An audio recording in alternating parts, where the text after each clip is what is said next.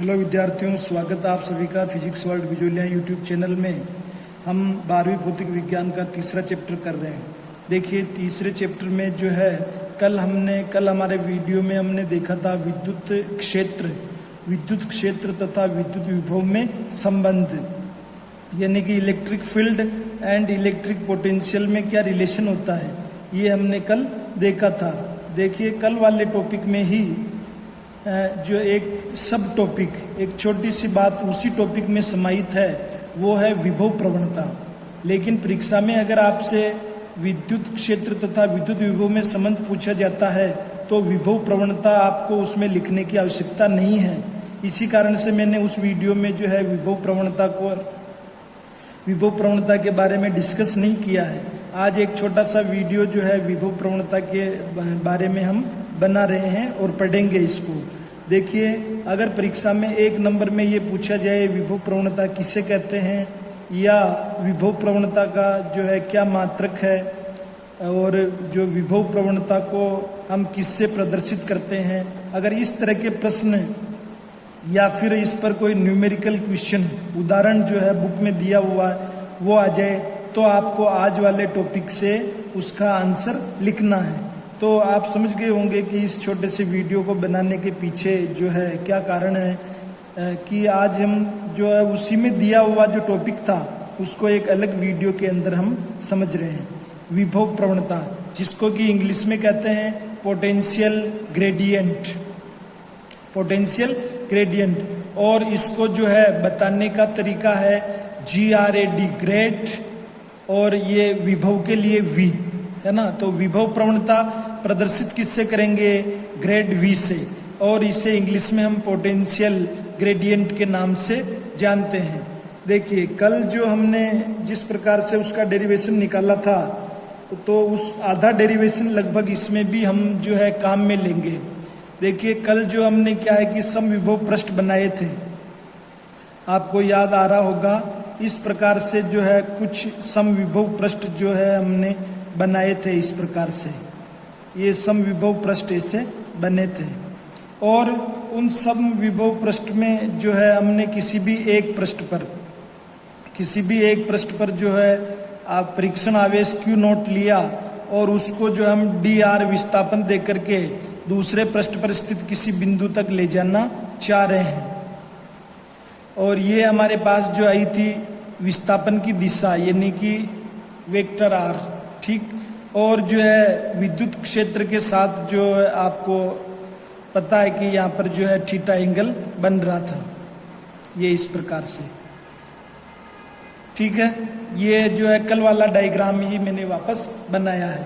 देखिए कि जो है यहाँ पर जो एंगल थीटा दिया हुआ है ये 0 भी हो सकता है, और अधिकतम मान के लिए इसको 0 होना पड़ेगा, क्योंकि cos 0 डिग्री इक्वल टू 1 होता है।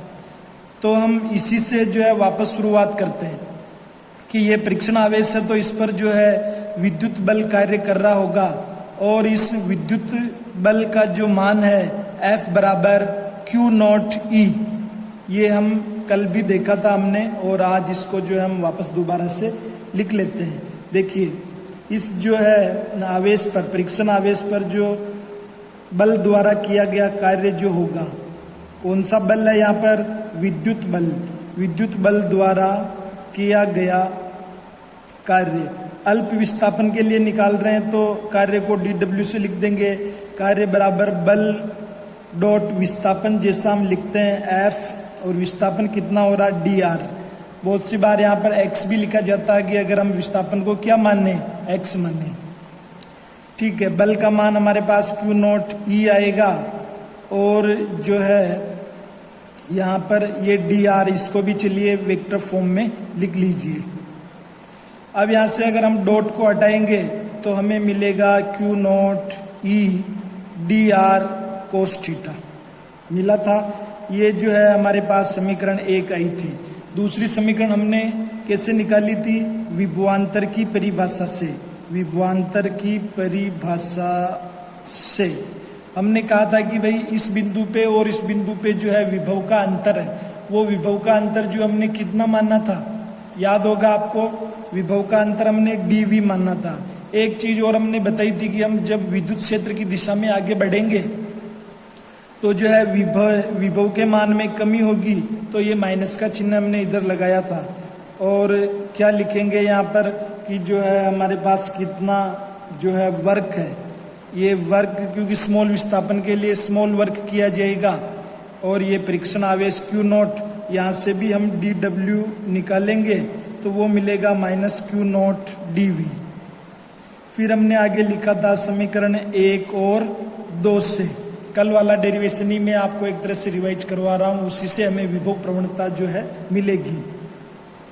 तो देखिए दोनों के जो है LHS इक्वल है, तो दोनों के राइट RH यानी राइट हैंड साइड को हमें इक्वल करनी पड़ेगी।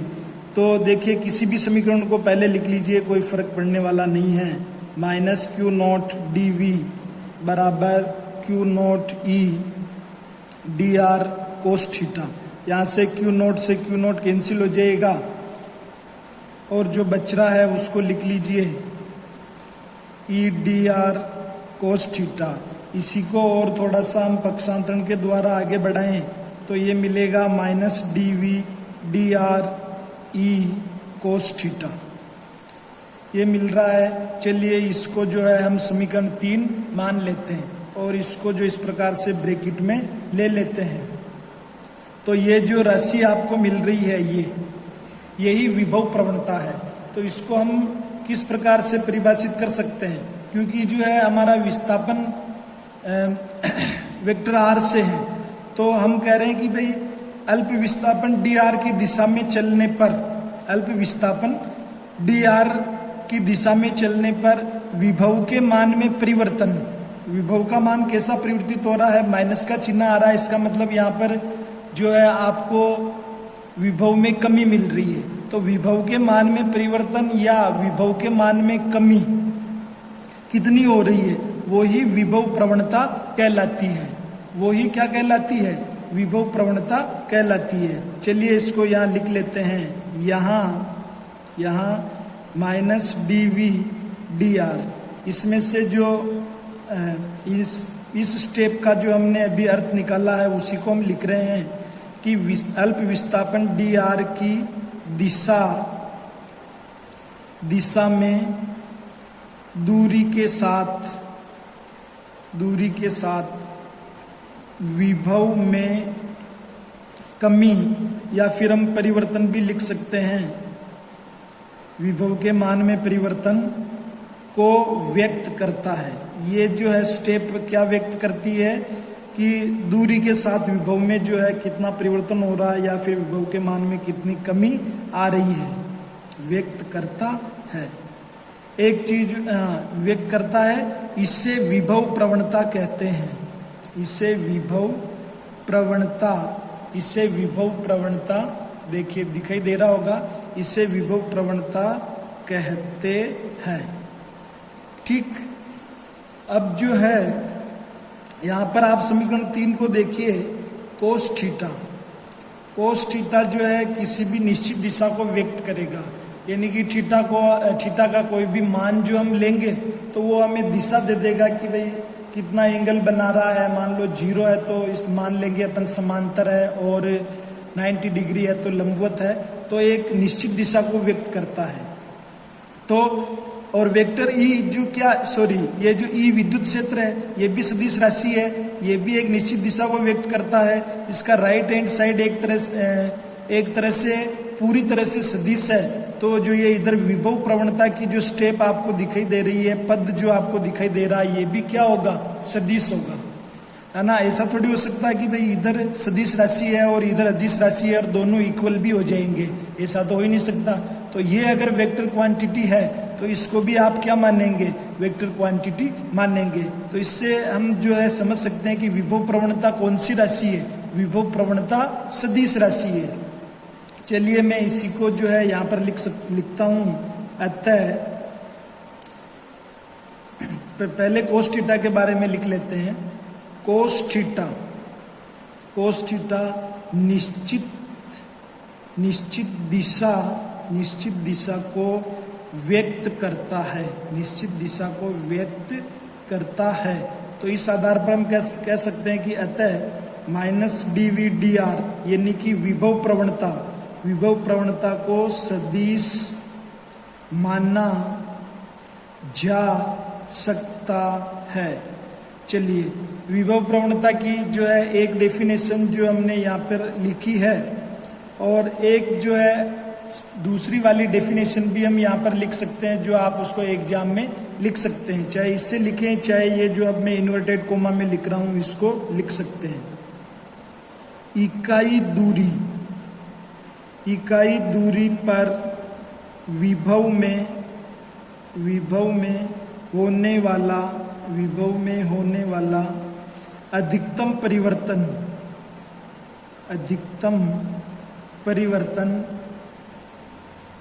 परिवर्तन विभव प्रवणता या पोटेंशियल ग्रेडियंट कहलाती है। देखिए, चलिए इस जो है डेफिनेशन पर अपन थोड़ी सी बात कर लेते हैं। अधिकतम परिवर्तन, इसको मैंने अंडरलाइन किया है। देखिए, इसको यहाँ पे समझ लीजिए समीकरण 3 में कि अधिकतम परिवर्तन ये जो dv अपॉन डी आर है वो हमें अधिकतम कब मिलेगा। dv अपॉन डी आर जो है वो मैक्सिमम कब होगा, समझने का प्रयास करिए, सोचिए कब मैक्सिमम मिलेगा। ये अधिकतम जब मिलेगा कि जब हमारे पास जो है विस्थापन डी आर क्या हो, कम हो। ये राशि कम होएगी तो यहाँ पर जो डिवाइड करने के बाद जो है आपको राशि मिलेगी वो थोड़ी बड़ी मिलेगी। कहने का तात्पर्य ये है कि ये अधिकतम जब होगा कि जब हम विस्थापन वाली जो दूरी है उसको हम क्या करें, उसका मान बहुत कम रखें। अब देखिए, यहाँ हमें क्या है कि इस बिंदु से इस बिंदु तक पहुंचना है। डायग्राम में देखिए, इस बिंदु से यहाँ तक पहुंचना है तो दो तरीके से पहुंच सकते हैं कि एक तो जो है इस ई की लाइन में चलते हुए यहाँ तक पहुंचे, ई की लाइन में चलते हुए यहाँ तक पहुंचे, या फिर सीधा जो है हम यहाँ तक पहुंच जाएं, सीधा जो है हम बिल्कुल यहाँ तक आ जाएं। तो ये रास्ता जो है हमारा सेकंड वाला विस्थापन की दिशा में जो है आगे बढ़ना वो हमारे लिए शॉर्ट पड़ेगा। वो हमें डी आर का बहुत कम मान देगा, यानी कि थीटा का मान जो है कितना हो जाए, 0 डिग्री। देखिए, कोस थीटा का मान आप 0 रख देंगे तो यहाँ पर ई बचेगा और ये हमें अधिकतम मान प्राप्त होगा। तो इधर सिर्फ क्या आ जाएगा, ई आ जाएगा। तो ये जो डेफिनेशन हमने लिखी है ये आपको इस समीकरण 3 से अच्छी तरह से समझ में आ गई होगी। चलिए एक बार और जो है अपन इस पर एक बार इसको रीडिंग करते हैं विभव प्रवणता की परिभाषा को। अगर 1 नंबर में पूछ ली जाए आपसे तो आपके लिए ये जो है परिभाषा इतनी सी लिखना पर्याप्त है। क्या लिखना है आपको, इकाई दूरी पर विभव में होने वाला अधिकतम परिवर्तन विभव प्रवणता कहलाती है। और विभव प्रवणता कौन सी राशि है, सदिश राशि है। आ रहा समझ में। ये जो हमने अभी लिखा है इस वाली स्टेप को भी हम जो है आगे लिख करके समीकरण 4 जो है हम यहाँ पर बनाएंगे। चलिए इसको मैं जो है वापस आगे लिख रहा हूँ तो यहाँ लिखने की जरूरत नहीं है, यहाँ मैंने आपको समझाने के लिए बताया है। चलिए जो है हम इसको समीकरण 4 तक पहुँचते हैं इस परिभाषा के आधार पर। अब देखिए जो है हम बात कर रहे थे समीकरण 3 से ही दोबारा से अधिकतम परिवर्तन वाली बात जो हमारी चल रही थी, तो उसमें आ रहा है minus D V D R. ये जो है विभव प्रवणता हो गई। कब मैक्सिमम होगी, जब इधर जो है ई कोस थीटा में थीटा का मान कितना हो, 0 डिग्री, तभी तो ये अधिकतम हो पाएगा। तो हमें यहाँ से क्या मिल गया, minus D V D R अधिकतम, और ये किसके बराबर हो गया, ई के बराबर। समीकरण 4 क्या हो गई, ये समीकरण 4। तो ये विभव प्रवणता के बारे में बात हो गई। ठीक है, अब चलिए इसी समीकरण 4 से जो है हम आगे घटक के रूप में भी बात कर लेते हैं। बिल्कुल ही शॉर्ट में थोड़ा घटक के बारे में देख लेते हैं कि भाई अगर मान लो ये जो है विस्थापन एक्स एक्स के अनुदिश है तो आपको यहाँ पर ई एक्स लेना पड़ेगा। ठीक है, और यहाँ पर हम डी वी डी एक्स लिख देंगे। अब जैसे ही हम देखेंगे कि भाई विस्थापन को जो तो हम वाई एक्स के अनुदिश भी तो ले सकते हैं, वाई एक्सिस के अनुदिश, जेड एक्स के अनुदिश। तो ऐसी स्थिति में हमारे पास जो है फुल अवकलन नहीं होकर के पार्शियल अवकलन होगा, यानी कि आंशिक अवकलन, जो कि हमने उस वीडियो में भी लिखा था। यानी कि आपके पास जो है दो समीकरणें बन सकती है, यहाँ से दो संबंध जो है हमारे पास आ सकते हैं। एक तो ये वाला कि जो वेक्टर ई है, जो वेक्टर ई है उसको हम कुछ इस प्रकार से लिख दें, ये डेल्टा सदिश रूप में। ठीक, अब जो है आपको डेल्टा का मान मैंने कल ही बताया था कि आंशिक अवकलन के रूप में कुछ ऐसा लिखा जाएगा, जे कैप और ये जो है के कैप और इधर विभव आएगा वी। ठीक है, और देखिए कि जो है अगर अपन इसको ऐसा भी लिख लें, minus del V del X I cap plus del V del Y J cap del V del Z K cap, बिल्कुल लिखा जा सकता है। ये माइनस को अपन ने बाहर रखा है। अब देखिए ये जो हमें क्या ई एक्स का घटक, ये ई वाई का घटक, ये ई जेड का घटक, तो ये ऐसा भी लिखा जा सकता है, ई x I cap E Y J cap और ई जेड के कैप। आ गया होगा आपको समझ में ये वेक्टर ई। तो आप जो है इस डेरिवेशन को भी न्यूमेरिकल प्रश्नों को सोल्व करने में काम में लेंगे। और एक इसका जो दूसरा अदर फॉर्म जो है, अदर फॉर्म में आप कुछ इस प्रकार से लिख सकते हैं, फुल अवकलन के रूप में जो है इसको इस प्रकार से लिखा जा सकता है कि वेक्टर ई बराबर minus D V D R. देखिए क्या ये सही है? नहीं, मिस्टेक है। क्या मिस्टेक है कि इधर वेक्टर क्वांटिटी है तो इधर भी हमें जो है वेक्टर क्वांटिटी बनानी पड़ेगी, तो ये आर के समीकरण 6। तो है ये दो संबंध हमने कल निकाले थे। दोनों संबंध हमें क्या दे रहे हैं कि जो है विद्युत क्षेत्र, यहाँ से यहाँ देखिए विद्युत क्षेत्र और विभव में संबंध, विद्युत क्षेत्र और विभव में संबंध। तो विभव प्रवणता का अगर आप मात्रक देखेंगे, ये तो आप समझ ही गए कि ये सदिश राशि है। मात्रक अगर आपको देखना है तो विभव का मात्रक तो होएगा वोल्ट, ठीक है, और यहाँ पर विस्थापन है जो कि दूरी के रूप में होगा, तो वोल्ट प्रति मीटर। चलिए एक जो है खास इंपॉर्टेंट चीज यहाँ पर एक और मिल जाती है कि ई का जो मात्रक है, एक तो हमें पहले से ही ध्यान में है, कहाँ से, इस वाले सूत्र से कि F बराबर Q नोट E। यहाँ से आप E निकालेंगे तो बनेगा F अपॉन Q नोट, यानी कि न्यूटन प्रति कूलाम। ये मात्रक तो आपको पहले से ही मालूम है, लेकिन आपको एक और मात्रक मिल गया। क्या मिला?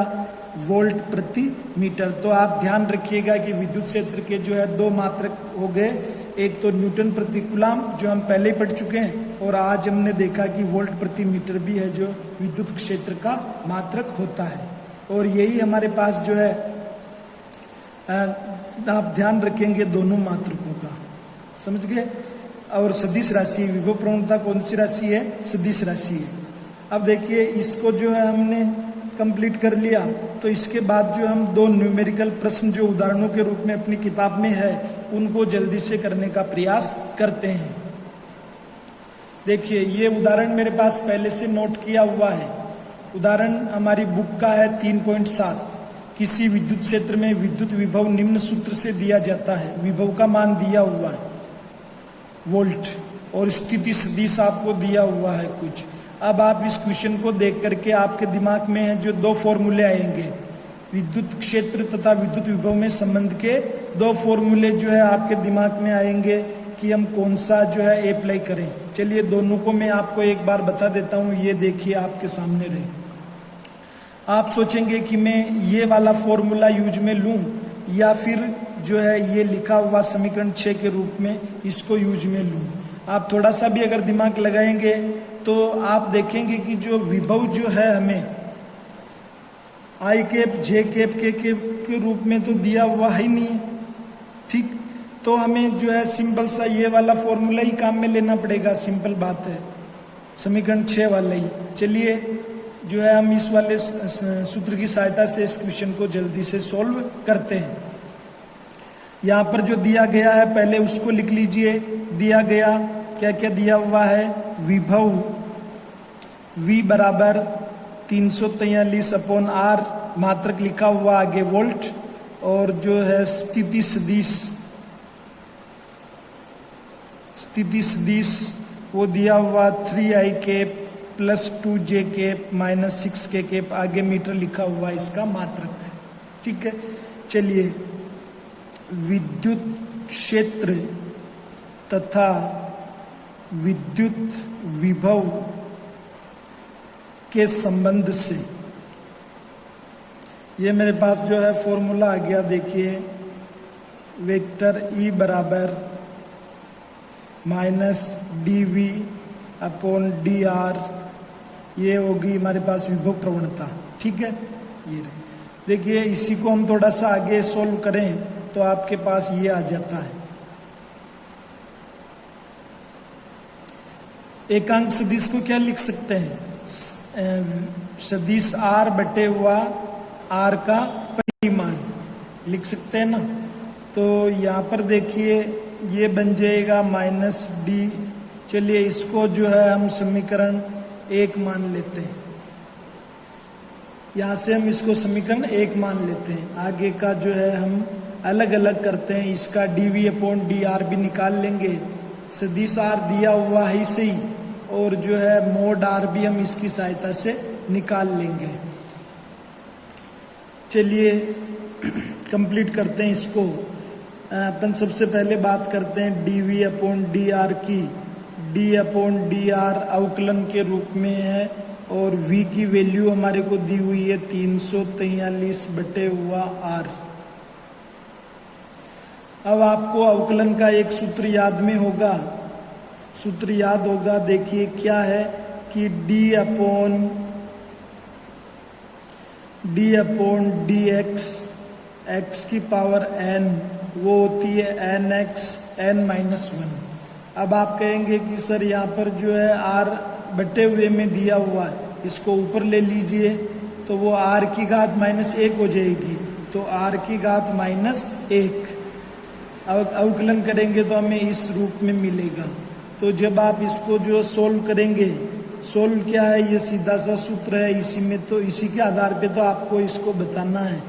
तो ये आपको मिलेगा 343, तो एक तरह से कांस्टेंट राशि है, और जो है आपको मिलेगा यहाँ पर माइनस में, और वो मिलेगा 1 अपॉन r स्क्वायर। ठीक है, ये 1 अपॉन r स्क्वायर। तो dV अपॉन dr की वैल्यू आपके पास यहाँ पर आ गई है, dV अपॉन dr की वैल्यू आपके यहाँ पर आ चुकी है। अब चलिए जो है आप चाहें तो मोड r भी निकाल लें। ठीक है, मोड r निकाल लें तो वो मोड r हमें क्या दे देगा, सिंपल r दे देगा, यानी कि मोड r बराबर r। और कैसे निकलेगा, देखिए ये स्थिति सदिश 3 का स्क्वायर, मैग्नीट्यूड निकालना आप 11वीं में सीख गए, 2 का स्क्वायर प्लस 6 का स्क्वायर। इसको सोल्व कर लेंगे तो आपको क्या मिल रहा है, 9 4 प्लस 36, ये बन जाएंगे 49, तो जो है हमें मिल गया 7। ठीक है साहब, ये r की जो है वैल्यू हमें मिल गई है। इसको चलिए आप समीकरण 3 मान लीजिए। अब जो है हम सीधा समीकरण 1 में चलते हैं। समीकरण 1 से वेक्टर E बराबर माइनस dV अपॉन dr की वैल्यू आप देख रहे हैं समीकरण 2 से क्या मिल रहा है, माइनस 343 अपॉन r स्क्वायर। ठीक है साहब, और इधर जो है स्थिति सदिश r, और जो मोड r है आपका वो भी क्या बन रहा है, r ही तो बन रहा है। देखिए मोड r का मतलब r है, r का स्थिति सदिश का हमें मैग्नीट्यूड निकालना है। आप सोल्व कर लेंगे तो माइनस माइनस प्लस 343, ये r क्यूब हो जाएगा, और ये वेक्टर। चलिए यहाँ लिख लेते हैं इसको, बराबर 343। आर क्यूब जो है, आर क्यूब, आर का मान 7 है तो ये 7 का क्यूब हो जाएगा। स्थिति सदिश जो है दिया हुआ मैं वो लिख लेता हूँ मैं 3i cap plus 2j cap minus 6k cap. और जैसे 7 का क्यूब आप निकालेंगे तो 343 मिलेगा, 343 से 343 कैंसिल और ये आपको जो है सदिश के रूप में मिल रहा। तो यहाँ पर देखिए वेक्टर ई जो है, वेक्टर ई जो है आपको क्या मिला, वेक्टर ई आपको मिल रहा है 3i cap 2j cap minus 6k cap. और विद्युत क्षेत्र का मात्रक अभी आपने पढ़ा है वोल्ट प्रति मीटर। ये आपका जो है